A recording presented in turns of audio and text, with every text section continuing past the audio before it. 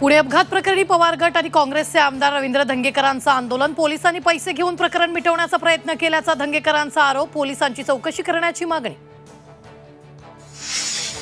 Pune car अपघात प्रकरणी आतापर्यंत 6 आरोपी अटकेत. विशाल अग्रवालची पोलीस कोठडी आज संपणार, तर मुलाचे आजोबा आणि ड्रायव्हरला चौकशीसाठी बोलावलं.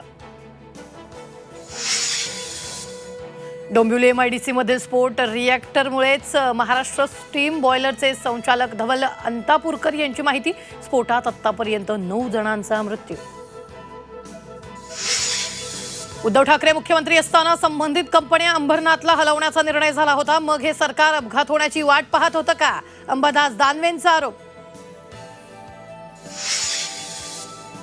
सिंधुदुर्गातील वेंगुर्ले बंदरात बोट उलटून 7 खलाशी बुडाले. दोघांचे मृतदेह सापडले, दोघे बेपत्ता. तिघांना वाचवण्यात यश. महाराष्ट्रातील अनेक जिल्ह्यात भीषण दुष्काळ. वाशिममध्ये 13 गावांमध्ये पाणी टंचाई. मावळ मुळशीमध्ये पाण्यासाठी महिलांची वणवण.